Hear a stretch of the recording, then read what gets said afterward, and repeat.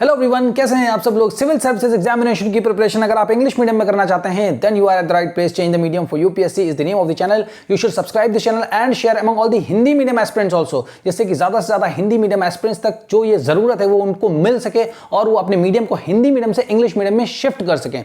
ठीक है ना। तो देखिए, हिंदी मीडियम स्टूडेंट्स को सबसे बड़ी दिक्कत ये होती है कि वो जब स्कूल जाते हैं तो उनका होता क्या, उनकी स्कूलिंग हुई कैसे।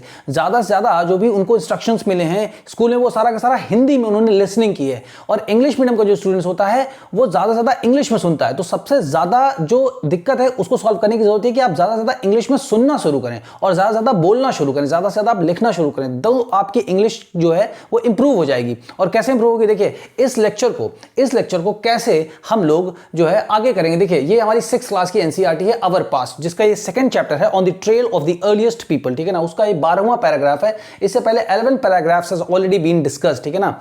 तो जितने भी पैराग्राफ्स को पीछे डिस्कस किया जा चुका है उसमें पूरा प्लेलिस्ट बनी हुई है 1 नंबर 2 3 4 5 करके, आप उसको देख सकते हैं। ठीक है ना। और उसमें सब कुछ बताया गया है। जैसे मैं आपको इसको कैसे बताऊंगा, सबसे पहले मैं इसको रीड करके बताऊंगा, हाउ टू रीड दिस। ठीक है ना। जो बिल्कुल स्क्रैच से शुरू करें, जिनको कुछ नहीं आता, मैं इसको रीड करके बताऊंगा। ठीक है ना। इसका कैसे उच्चारण करते हैं, प्रोनाउंसिएशन कैसे करते हैं वो मैं आपको बताऊंगा। जितनी नेसेसरी ग्रामर होगी उसको भी इसमें डिस्कस करेंगे, और जो इंपॉर्टेंट वोकैबुलरी होगी उसको भी डिस्कस करेंगे।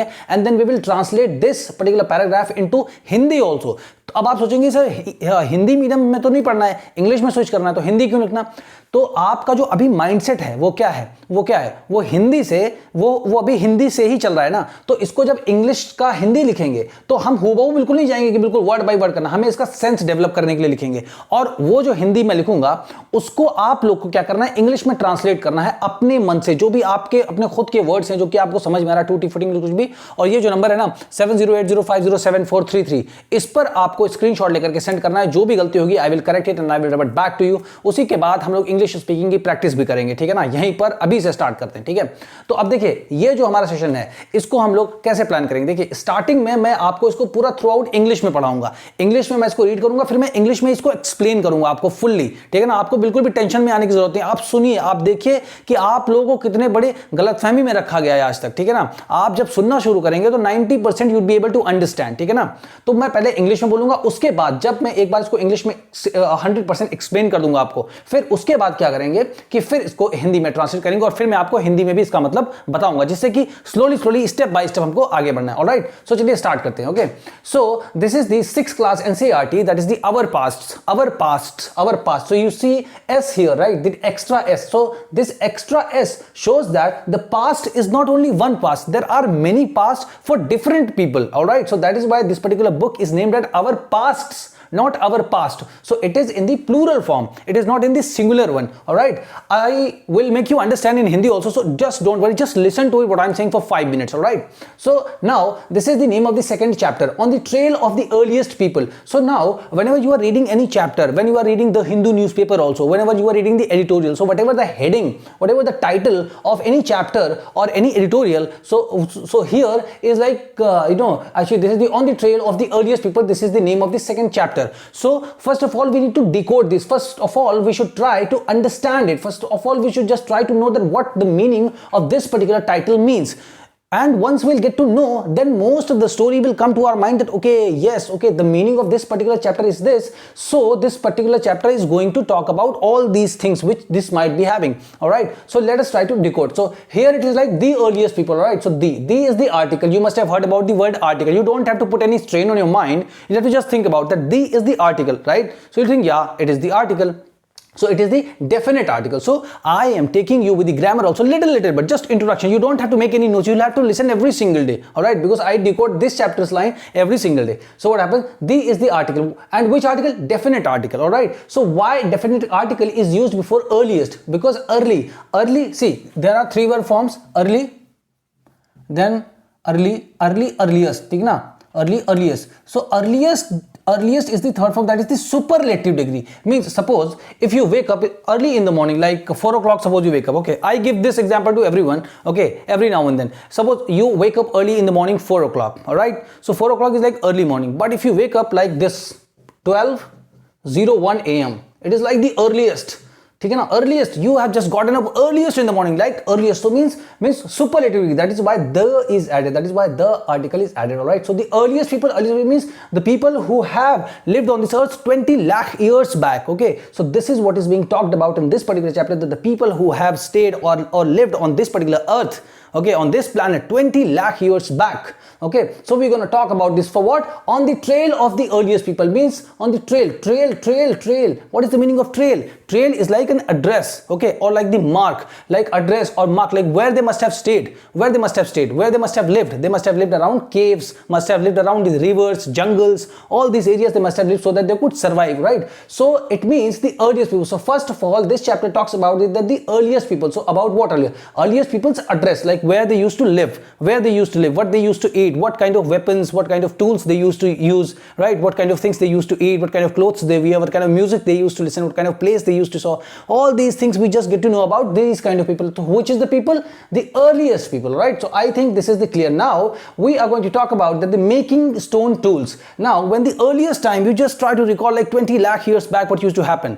Like what used to happen? We don't have the knife, we did not have the knives, right? Knife to cut, anything, or the vegetable or something like that, or the fruits, right? Or to chop anything. We did not have the knives, right? So we had what? We had the stones, right? So we had the stone in the shape which were not like suitable to cut anything, right? So to put those particular stones into a tool, right? We need to do some kind of exercises, right? We need to use some kind of techniques. So which were those techniques? So there were two different techniques that I have already discussed. Like one of the techniques has already been discussed in the previous slide.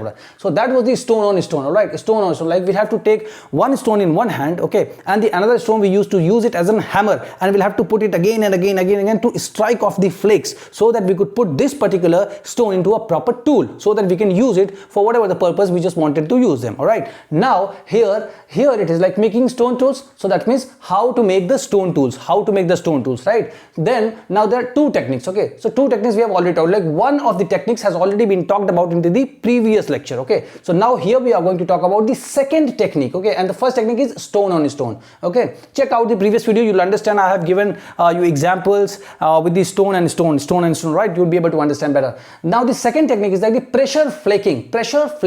So pressure means you'll have to pressurize something. How it is like, now we're going to understand this pressure flaking and stone on stone. So this is the first one and this is the second one, and this is we are going to discuss, right? So here the core was placed on a firm surface. Here the core means a pebble. Okay, P-E-B-B-L-E, pebble or stone. Okay, so these three are same. Okay, stone means like suppose like this is the stone. Okay, so this is like the stone. Yeah, all right. So here the core was placed on a firm surface. Okay, firm surface means like suppose this is a mountain. Okay, this is a mountain, and nearby mountain this is also some kind of stone. Okay, so this is a very firm, means this is a very firm kind of very strong surface, because it is a stone. So what used to happen, that here the core was placed on a firm surface, like we used to have this small stone, okay, which is not in a proper shape. Now to turn it into a stone tool, we have to put this particular stone onto this particular place. Okay, now this place is the very hard stone. Okay, here it is a hard surface, right? So this stone we have placed. Now then the hammer stone. Now we would be having one stone which would be called as a hammer stone, right? Hammer stone, like hammer means hathoda, right? Hammer stone. So what we'll be doing, we'll be placing this particular small stone, okay, here, like the pebble or the stone or the core, will be placing it over here, and then what will happen, the second, like the hammer stone, the second stone that we'll be having as a hammer stone, that we'll be taking, okay, and we'll start putting on it, like so that we could just strike off the flakes from the sides, so that we could put into the proper stone. And now after putting and hitting, like suppose like this is my hand, okay, and this is my hand, and this is the stone. So now I'm putting on this area, so like these kind of chips are coming out. So flakes means chips. Chips of what? Stone tools chips. Now after doing all these things like 50-60 times, we got this stone. We got stone tool like this.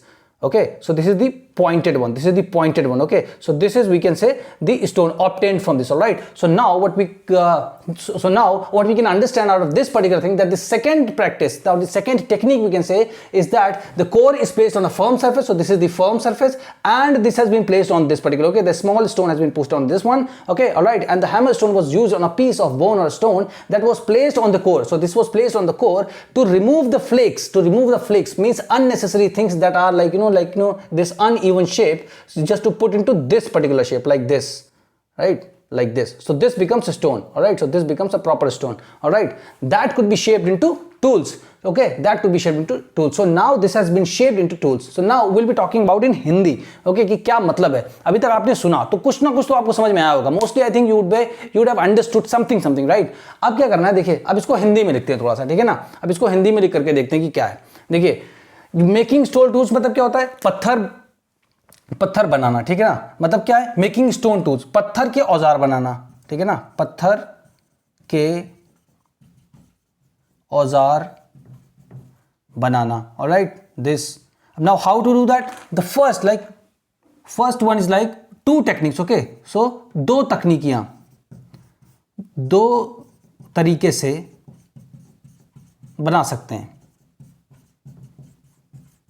दो तरीके से बना सकते हैं, ठीक है ना. एक क्या है, पत्थर पे पत्थर मारना, पत्थर पर पत्थर मारना, जिसको बोलते हैं स्टोन ऑन स्टोन, ठीक है ना. Now the second one is, the first one is, second one this one. Okay, ये प्रेशर फ्लेकिंग, ठीक है ना. तो क्या है, मतलब जो है दबाव बनाना,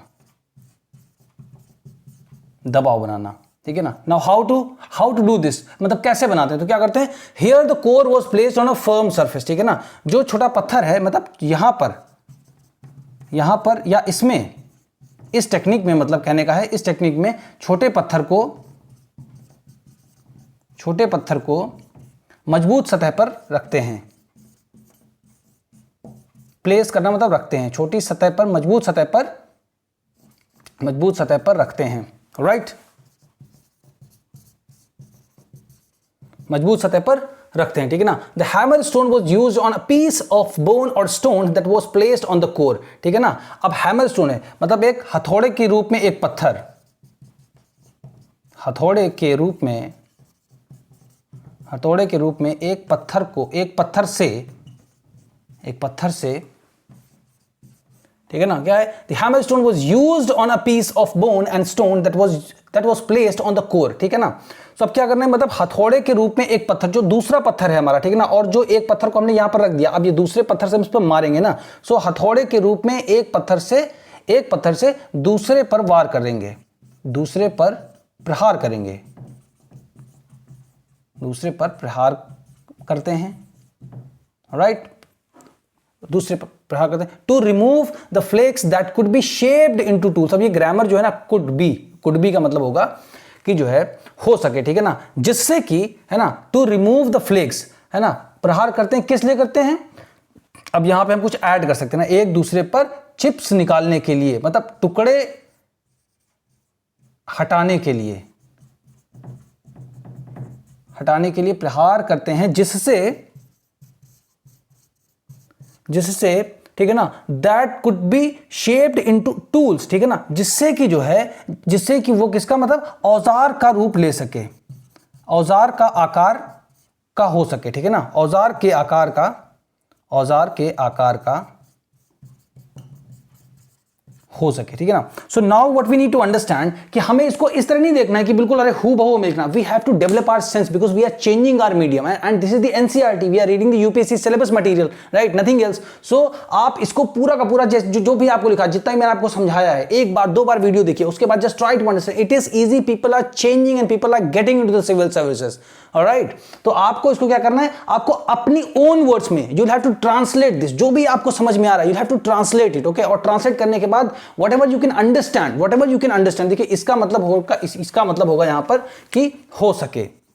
अब हो सके इसका मतलब है, आप लिख लीजिएगा, ठीक है ना, हो सके, कुड भी मतलब हो सके, ठीक है, ये इसका मतलब है. अब देखिए यहां पर कैसा आया, आकार का हो सके, ठीक है ना. तो बस ऐसे आपको याद रखना. उसके बाद आपको क्या करना है, you have to speak, you have to practise speaking.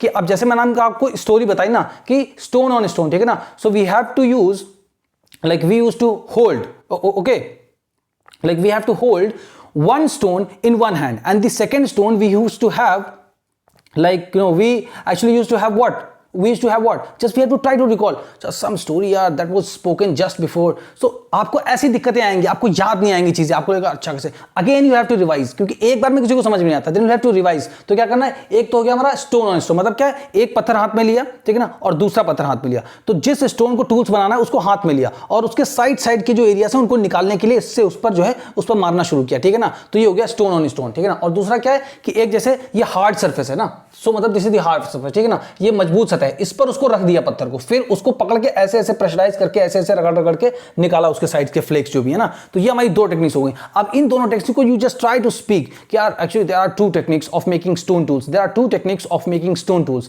One is stone on stone and other is the pressure flaking. तो जैसे याद ना है, जस्ट मतलब ट्राई टू लुक एट कि प्रेशर फ्लेकिंग जैसा कुछ होता है। अच्छा, प्रेशर फ्लेकिंग मतलब क्या है, अच्छा फ्लेक्स मतलब क्या होता है, चिप्स होते हैं, मतलब टुकड़े होते हैं, किसी पत्थर के साइड के टुकड़ों को निकालना मतलब फ्लेक्स होता है। So like wise you just try, like मतलब जस्ट बोलने की कुछ भी कोशिश करिए, आपका आई कांटेक्ट नहीं बनेगा, आपको नर्वसनेस फील होगा, आपको बिल्कुल कॉन्फिडेंस नहीं आएगा। So these things are pretty normal, you just try to speak, you just try to speak, मतलब कुछ भी जो भी आपको समझ में आए बोलिए, और उसको रिकॉर्ड करके स्क्रीनशॉट, ठीक है ना, उसको रिकॉर्ड करिए और उसको वॉइस नोट इस पर्टिकुलर नंबर पर सेंड करिए। जहां पर भी गलती होगी I will reflect back to you. और अगर आपने यहां तक इस वीडियो को देखा है तो उसको हिंदी मीडियम स्टूडेंट्स के बीच में ज्यादा शेयर करिए, जिससे कि हिंदी मीडियम के स्टूडेंट्स जिस भी चीज की तलाश में है कि उनको कोई इतनी सही तरीके से ग्रामर पढ़ाए और सही तरीके से इंग्लिश मीडियम में शिफ्ट कर सके, जिससे कि उनके सिलेक्शन के चांसेस ज्यादा से ज्यादा इंक्रीज हो सके, ठीक है ना। तो फिर आपसे मिलते हैं नेक्स्ट वीडियो में।